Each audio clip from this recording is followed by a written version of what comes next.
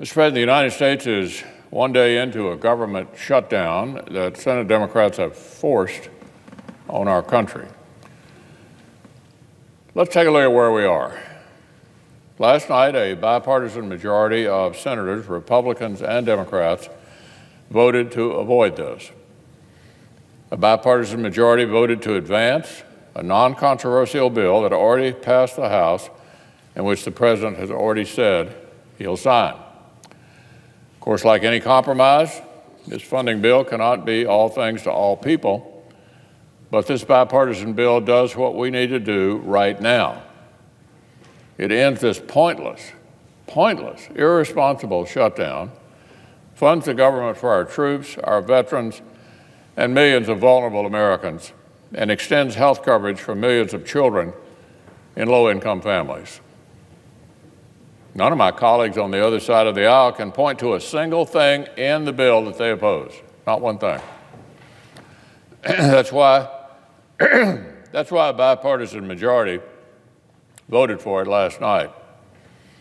It would have passed smoothly and been sent for the President's signature, except that the Democratic leader took the extraordinary step of filibustering this bipartisan bill and initiating his own government shutdown.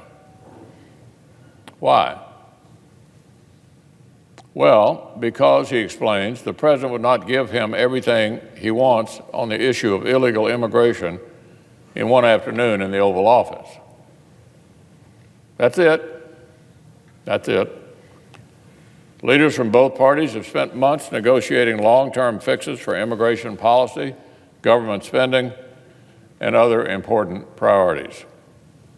Senators on both sides want a bipartisan solution to DACA and other immigration issues. Senators on both sides want long-term funding for our troops. Bipartisan, bicameral negotiations on these matters have been underway for months. Here's the difference between the Democratic leader and the rest of us tonight. The difference. He wants to keep the government shut down for hundreds of millions of Americans until we finish negotiating on the subject of illegal immigration. He wants to keep the government shut down until we finish a negotiation on the subject of illegal immigration. Shutting down the government over illegal immigration. Look, those discussions on the immigration issue continue. We don't have to shut down funding for our veterans, military families, opioid centers, or anyone else who relies on the federal government over the issue of illegal immigration. The occupant of the chair is one of the people involved in that very subject. There's a lot of interest around here on both sides of the aisle in dealing with it. But it's not an emergency. All of these other issues, which are affected by the government shutdown, are emergencies, particularly the children's health care issue. Look, the American people know what's going on here. They got this figured out.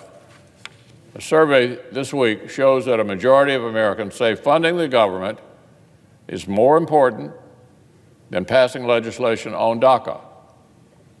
Legislation, by the way, that doesn't really exist and which the Democratic leader cannot present to us.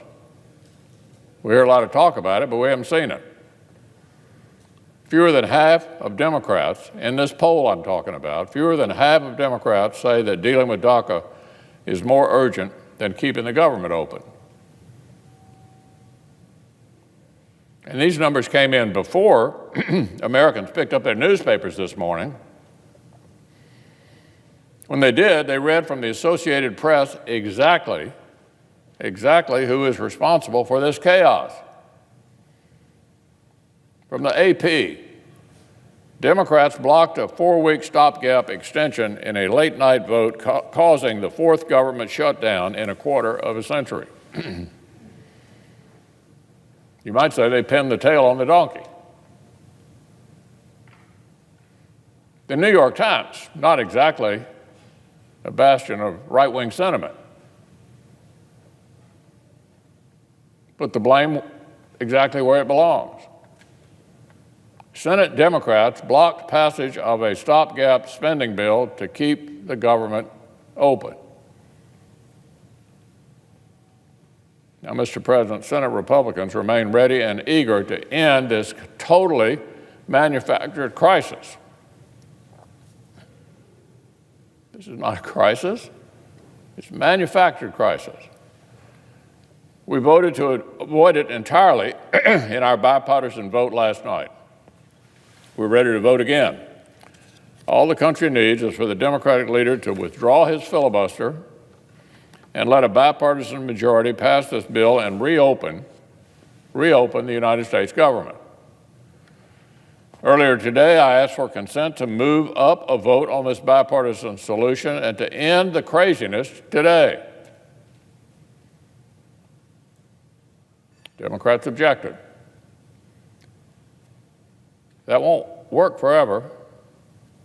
If they continue to object, we cannot proceed to a cloture vote until 1 a.m. on Monday, but I assure you we will have the vote at 1 a.m. on Monday unless there's a desire to have it sooner. In the meantime, shutdowns have consequences. The Democratic leader may be playing for political points, but the rest of us understand that the readiness of our armed forces, health coverage for poor children, and survivor benefits for the families of fallen service members are the farthest thing from a game.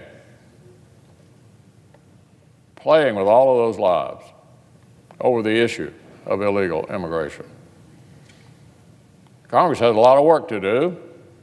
We need to provide for our warfighters, secure the border, resolve the DACA issue, continue work on health care, and attend to many other key priorities. I want to move forward on all these issues. And we can when the Democratic leader's filibuster comes to an end.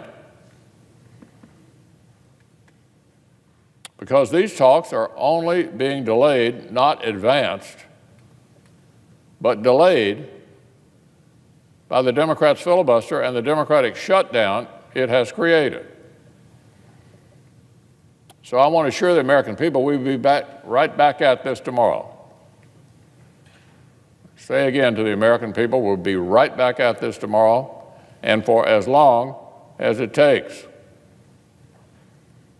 We'll keep at this until Democrats end their extraordinary filibuster of government funding and children's health care and allow a bipartisan majority of senators to reopen the federal government for all Americans and to get Congress back on track. The Democratic leader may put his personal political priorities ahead of everything else, no matter the cost, but Republicans stand with the American people.